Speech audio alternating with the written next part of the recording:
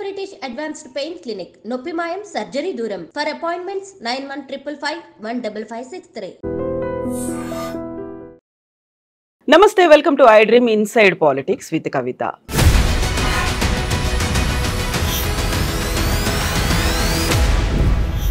December 9 Sonia Gandhi జన్మదినం రోజున తెలంగాణలో సరికొత్తగా తెలంగాణ తల్లి విగ్రహాన్ని ఆవిష్కరించబోతున్నారు. గతంలో ఉన్నటువంటి విగ్రహం రాచరిక పోకళ్ళతో ఉన్నది అని భావిస్తున్నటువంటి రేవంత్ సర్కార్ ఇప్పుడు సాధారణ తెలంగాణ మహిళలా ఉండేటువంటి విగ్రహాన్ని ఆవిష్కరించబోతున్నారు. అయితే ఈ రెండింటికి మధ్యలో ఉన్నటువంటి తేడాలేంటి, ఏదైతే బాగుంటుంది, దీనికి సంబంధించినటువంటి చర్చ సోషల్ మీడియాలో విస్తృతంగా జరుగుతోంది. సరికొత్తగా రాబోతున్నటువంటి తెలంగాణ తల్లి విగ్రహం గురించి మాట్లాడుకుందాం. మనతో పాటుగా ఉన్నారు రచయిత, ఫిల్మ్ క్రిటిక్ త్రిపురనేని చిట్టి గారు. సార్ నమస్తే.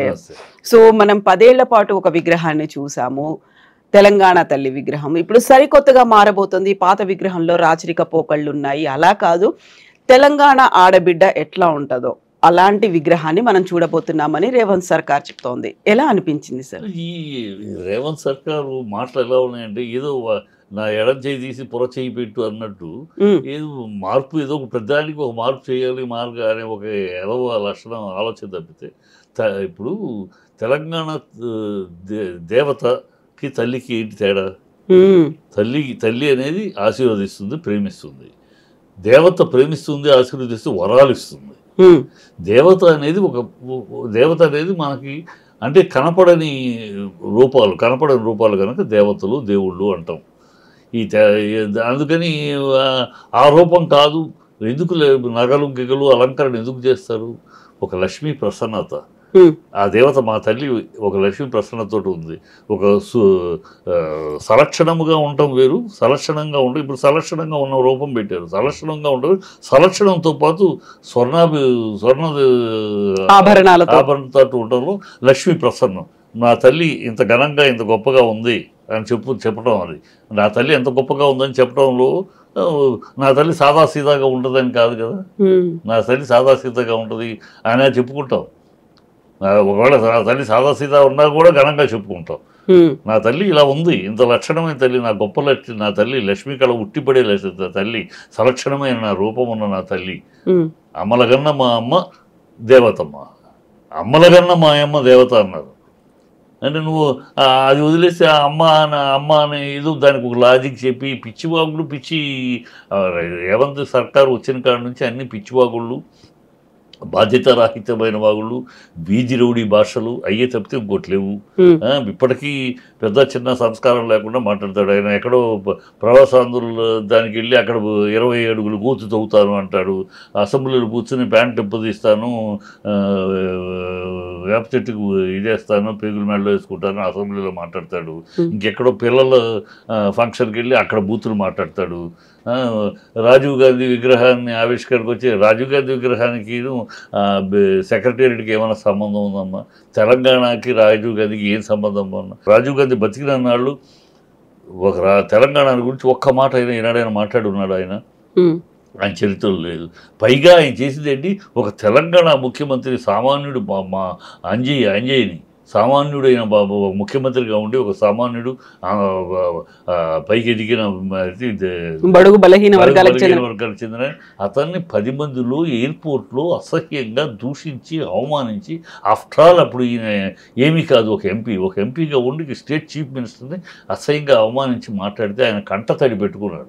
అలా ఒక తెలంగాణ సీఎంను అవమానించిన వాడు అతనికి ఈ సెక్రటరీకి ఏం సంబంధాన్ని పెడతాడు?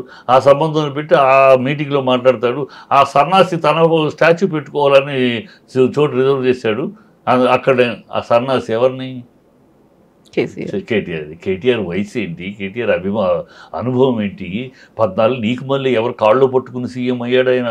14 ఏళ్ళు పోరాటం చేసి, 14 ఏళ్ళు ఉద్యమం చేసి 10 ఏళ్ళు సీఎంగా ఉన్నాడు KCR.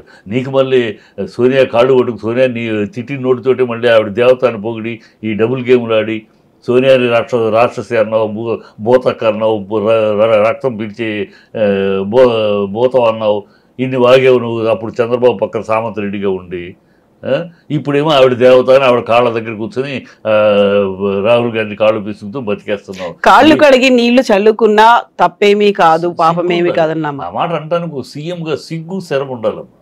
I'm sorry to say this. ఒక సీఎంగా, ఒక రాష్ట్ర CM, you're representing 4 crores of Telangana people. ఎంత సిగ్గులేని మాట అంటావు? కాళ్ళు కడిగి నెత్తిని పోసుకోవాలా? నువ్వు పోసుకో, నీ కర్మ అదిగితే నీ పోసుకో. తెలంగాణ ప్రజలు యూఆర్ నాట్ ఇండివిజువల్. నువ్వు ఇండివిజువల్ ఉన్నప్పుడు ఏమైనా బాగు. ఇవాళ you are representing 4 crores of Telangana people. నీ మాట మొత్తం తెలంగాణ పీపుల్గా అన్వయిస్తుంది. ఎలాంటి మాట అంటావు? నెత్తిని పోసుకున్నప్పుడు నువ్వు నీ కర్మ అంటే, మీ కాంగ్రెస్ వాళ్ళ కర్మ అంటే పోసుకోండి నీళ్ళు. ఆ నీళ్ళు తాగండి మీరు కావాలంటే, కాళ్ళు కడిగి నీళ్ళు. తెలంగాణ మిగతా వాళ్ళు పోసుకోవాలని చెప్తారు. సిగ్గుసారం ఉండాలి మనుషులకి మాట్లాడేటప్పుడు. మరీ ఇంత దాసోహమా? అందుకని అంటాను, వీళ్ళు నాటికి నటికి ఆ సినాపరికో తాకట్టు పెట్టి ఈ అప్రాచ్యులు ఈ జాతికి దరిద్రం, ఈ జాతికి అరిష్టం. తెలంగాణ తల్లి విగ్రహం గతంలో మనం చూసింది ఒక రిచ్నెస్, ఒక గ్రాండియర్ కనిపించింది, కిరీటాన్ని పెట్టుకుని ఉంది, స్వర్ణాభరణాలు ఉన్నాయి. అలా కాకుండా ఒక సాధారణంగా మన ఇంట్లో ఉండేటువంటి అమ్మ ఎలా ఉంటుందో, మన చెల్లి ఎలా ఉంటుందో, మన చుట్టుపక్కల వాళ్ళు మహిళలు ఎలా ఉంటారో అలా రిప్రజెంట్ చేసేలా ఉన్నటువంటి సాధారణమైనటువంటి బలహీన వర్గాలకు చెందినటువంటి ఒక నైతికత అమ్మా. ఇప్పుడు సాధారణమైన రిప్రజెంట్ చేయటం అనేది, సాధారణమైన ఆ మహిళలు కూడా దేవతని ఇలాగే దేవతలని చూసుకుంటారు. వాళ్ళకి మించి సాధారణమైన పెట్టేసి ఏదో పెద్ద పేదల్ని సామాన్యులు నేను అని మొలక చెట్టు ఎక్కించడం కాదమ్మా. ఇది ఒక జాతికి సంబంధించిన విషయం, ఒక తెలంగాణ రాష్ట్రానికి సంబంధించిన విషయం. తెలంగాణ తల్లి అంటే ఆ ఘనమైన రూపం, ఆ ఘనమైన ఐశ్వర్యవంతురాలు, గుణవంతురాలు, అన్ని రకాల లక్షణాలు ఉన్న ఒక గొప్ప బొమ్మగా ఉండాలి, ఒక బొమ్మ శిల్పంగా ఉండాలి. అది వదిలేసేసి అది చేసుకునే ఘనం, అది మన ఘనత. అది నా తల్లి ఇలా ఉంది, నా తల్లిని ఘనతగా చెప్పుకునేది, నా తల్లిని ఇంత ఘనతగా చూపించుకోవాలని. అది తల్లిని గణపరచుకోవటానికి మా అమ్మ నేను సామాన్య మనిషిలాగా పెడతాను.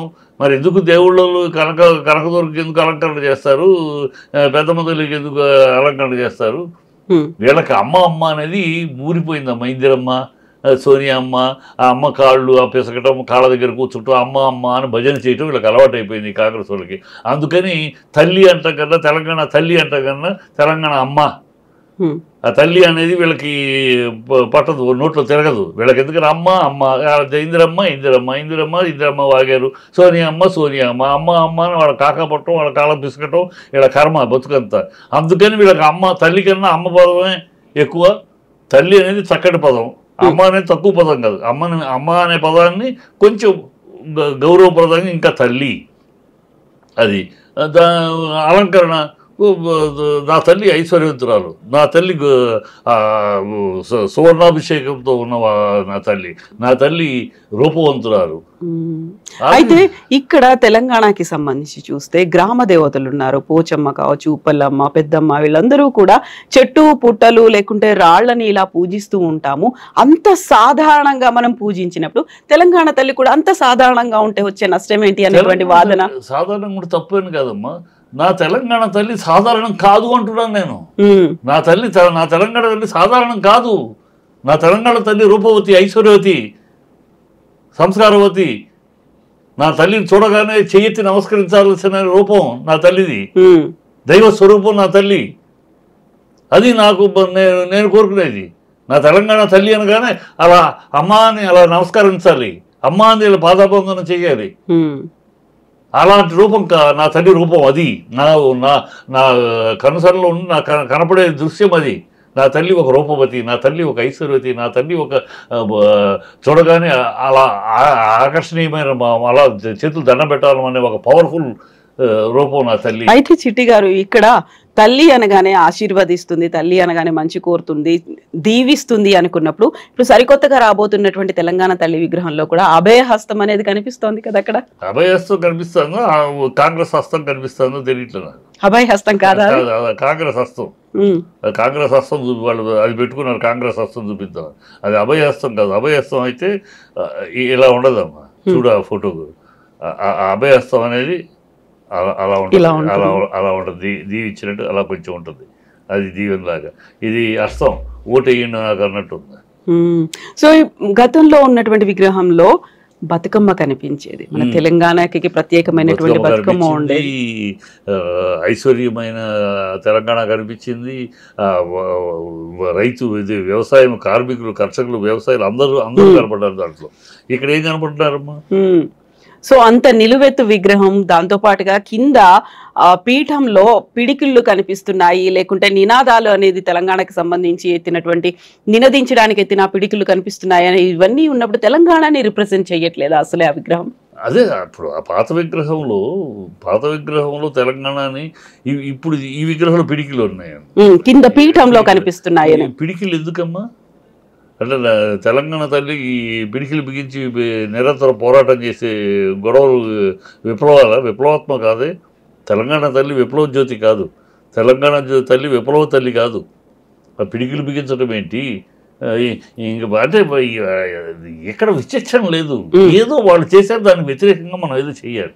ఒక్కడ విచక్షణ లేదు. ఎందుకు పెట్టారు పిడికిళ్ళు? చెప్పండి, పిడికిళ్ళు ఎందుకు పెట్టారు? పిడికిళ్ళు అంటే పిడికిలు దేనికి లేక ఒక విప్లవానికి ఒక దీనికి ఎదురుండి నిలిచిన దానికి ఒక పోరాటానికి. అంటే తెలంగాణ తల్లి పోరాట తల్లి అని చెప్తున్నారా మీరు? విప్లవ తల్లి అని చెప్తున్నారా మీరు? తెలంగాణ తల్లి సమ్మె తల్లి అని చెప్తున్నారా? ఈ పిడికిలు బిగించే దానికి కదా, నిరసన తల్లి అని చెప్తున్నారా? ఏం చెప్తున్నారు? నా తల్లి ఘనమైన తల్లి, గౌరవమైన తల్లి, సంస్కారవంతమైన తల్లి, గుణవంతమైన తల్లి, రూపవతైన తల్లి, అలా అభినందనీయమైన రూపవతి నా తల్లి. ఇది కదా కావాలమ్మా. నా తల్లి చేతిలో కార్మిక కర్షక వ్యవసాయ అందరూ దాంట్లో ఈ పెట్టుకున్న గతంలో ఒక ప్రతీకలాగా ఉంది. అది కదా, దాని కదా రిప్రజెంట్ చేయండి. You have to represent the state, you have to represent the beauty and highness of our mother. ఇప్పుడు ఎందుకని ఇంత మార్పు అనేది? కేవలం రాజకీయం కోసమైనా? వాళ్ళు చేసిన దాన్ని మేము వద్దంటున్నాం, కంటిన్యూ చేయాల్సిన అవసరం లేదా? రాజకీయం కోసం తప్పితే మరొకటి లేదమ్మా. ఈ ప్రభుత్వం ఏ విషయంలోనూ, ఈ ఒక్క విషయం, ఏ విషయంలోనూ విచక్షణ లేదు, విజ్ఞత లేదు, విషయ పరిజ్ఞానం లేదు, పరిజ్ఞాన ప్రయోగం లేదు, ప్రయోగ ఫలితాలు లేవు. ఈ పాలన మొత్తం అబద్ధాల మీద వచ్చింది. 1 year పాలన అంతా అలాగే ఉందంటారా? 1 year పాలన ఇంత వ్యతిరేకత ఇంతవరకు నేను ఎప్పటి నుంచో 70లో college inter college students association నుంచి రాజకీయాల్లో ఉన్నానమ్మా. ఆ తమిళనాడులో ఉన్నాను, తర్వాత ఇటు వచ్చాను. నేను ఎంతోమంది సీఎంలు చూశాను. మా ఇంటికి మా నాన్నగారితో బాగా దగ్గర సంబంధం ఉన్న మినిస్టర్లు జయలలిత, కరుణానిధి, ఎంజిఆర్, అక్కడ ఇక్కడికి వచ్చినాక రామారావు గారు అవ్వచ్చు, పివి నరసింహారావు అవ్వచ్చు, భవన వెంకటరామరెడ్డి గారు అవ్వచ్చు. ఇలా భవన వెంకటరామరెడ్డి గారు, ఇంకా వెంకటరావు గారు, చెన్నారెడ్డి గారు. భవన వెంకటరెడ్డి గారు ఇంకా మాతో పార్ట్నర్ మాకు సినిమాకు కూడా. సో అంత అనుబంధం ఉన్న సీఎంలు ఉన్నారు. రాజశేఖర రెడ్డి గారు, ఎంతోమంది చూసాం. అంటే చూడటం అంటే దగ్గరుండి చూసాం, కొంతమందితో దూరం నుండి చూసాం, నాన్నగారు దగ్గరుండి చూసినా కూడా. ఇంతవరకు ఇలా తిట్టించుకున్న సీఎం నేను చూడలేదు. 1 సంవత్సరంలో ఇలా తిట్టించుకున్న, ప్రజల చేత చీ అని ఊహించుకుంటూ, బూతులు తిట్టించుకుంటూ ఇలాంటి సీఎం నేను చూడలేదు ఇంతవరకు. ఏ సీఎంను కూడా ఇంత 1 year లోపు ఇలాగ బూతులు తిట్టడం, ప్రజలు అసహించుకోవటం, చీ చీ అని మాట్లాడటం ఇంతవరకు నేను చూడలే. ఇది ఫస్ట్ సీఎం. 1 yearలోనే ఇంత ప్రజలు అసహ్యంగా చేదరించుకుంటూ బూతులు తిట్టడం. ఆ హైదరాబాద్ చూడండి, మీరు టీవీ వీడియోలు చూస్తే ఆడవాళ్ళు కాండ్రి చుమ్మొస్తూ బూతులే, నీ సావరా, ఇలాగే నీ జన్మ తగిన శాపనార్థాలు.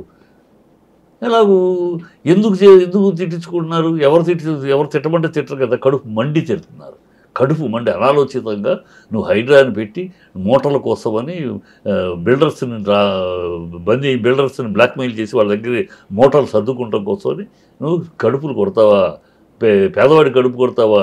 వాడు రక్తాన్ని చెమటగా మార్చి రూపాయి సేకరించుకొని వాడు ఒక పూట తిని ఒక పూట తినక చేర్చుకుని ఇల్లు కట్టుకుంటే, నువ్విచ్చిన పర్మిషన్తో ఇల్లు కట్టుకుంటే, నువ్విచ్చావు ఎలక్ట్రిసిటీ స్తంభాలు నువ్వు నిర్మించావు, నువ్వు వాటర్ డ్రైనేజీ పర్మిషన్ నువ్వు ఇచ్చావు, అవన్నీ చూసి కట్టుకుంటే వాడిని సడన్గా అర్ధరాత్రి వచ్చేసి వాడు కడుపు మీద గుడ్డెల మీద తత్తావా? పొంగులేటి శ్రీనివాస్ జఫర్ జ్యువెలర్ కొట్టవే? ఓవైసీది జఫర్ జోన్లో ఉంది కాలేజీ బఫర్ కొత్తదే. జోన్. ఉమ్. పేదలకు గుండె తంతానికి వచ్చిన ధైర్యం ఆడ మీదకి ఎందుకు లేదు? ఇది ప్రజలు అసహించుకుంటారు. బోల్డని క్వశ్చన్స్ ఉన్నాయి అవన్నీ. ఇది అలాగే మూసి ఈయన పెద్ద ఈయన బ్రెయిన్ చైల్డ్ లాగా ఇది ఎప్పుడో చంద్రబాబు పీరియడ్లో మొదలెట్టారు. అది మొదలెట్టింది మళ్ళీ రాజశేఖర రెడ్డి గారి పీరియడ్లో 4 అడుగులు ముందుకేసింది. ఆ తర్వాత మళ్ళీ కేసీఆర్ ప్రభుత్వం వచ్చినాక దాన్ని చాలా ముందుకెళ్ళి మొత్తం ఎక్కడెక్కడ ఓవర్ బ్రిడ్జ్లు కట్టాలి, ఎక్కడెక్కడ ఏం కట్టాలి మొత్తం డిజైనింగ్ చేసి 6500 కిలోమీటర్లు చాలు ఆ వే తీసుకొస్తే వాటర్ వచ్చేస్తుంది. దాన్ని వాళ్ళు ఈయన డిజైన్ మార్చి 6500 కిలోమీటర్లో నీళ్లు తీసుకొచ్చే డిజైన్ మార్చేసి 1650 కిలోమీటర్లు అని చుట్టూ అంటే ముక్కు ఇలా చూపిస్తానికి ఇట్లా చూపించినట్టు మొత్తం చుట్టూ మార్పు డిజైన్ చేసి ఎందుకు ఆ డిజైన్ చేస్తున్నాడు? కాంట్రాక్టర్, అక్కడ ఒక కాంట్రాక్టర్, ఇక్కడ ఒక కాంట్రాక్టర్, 5 కాంట్రాక్టర్లకి ఈ పార్ట్ చేసి డబ్బులు కమిషన్.